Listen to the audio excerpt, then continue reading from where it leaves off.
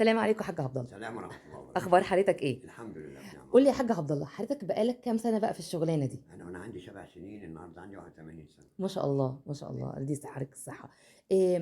قول لي، وحضرتك كنت بتشتغل مع الفخار يعني آه. وانت ماسك العجينه في ايدك وشغال مع، ايه الاحساس اللي بيجي لك وايه الالهام هي اللي بيشتغل هي عليك؟ هي تحبي الحاجة تحبِّك. امم. يعني الحاجة الحلوة البُخار دوّة، إني أنا كنت طبعًا طالب، وبعدين طبعًا فشلت في الدراسة بمعنى أصح. فوالدي طبعًا جابني، أخويا كان بيعلّمني لا مؤاخذة، كان بيمسك شجرة الليمون، ورقة بتاع عود ليمون كده، يدّيني على ضهري. اه. طبعًا طفشت. امم. والدي كان بيشتغل في ورشة بتاعة ميكانيك الصيف في شغل الخيمة، امم. فخدني معاه.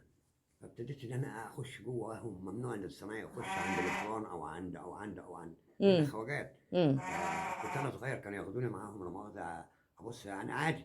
فكنت عندي يعني كنت مُلِم بالموضوع أوي وحبيته أوي. فابتديت ألاقيهم هناك بيعملوا حاجات أحسن من اللي إحنا بنعملها. امم. جيت نفذتها هنا عند والدي. امم.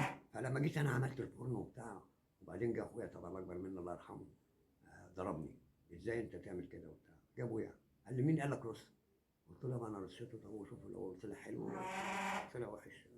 المهم رصيت الفرن وربنا كرمني وبتاع، الفرن طلع أحسن من اللي كان بيتعمل. فوالدي جاب لي خاتم وجاب لي بالطو. امم. كان عندي حوالي بتاع 12 سنة، 13 سنة. المهم ربنا كرمنا وبتاع.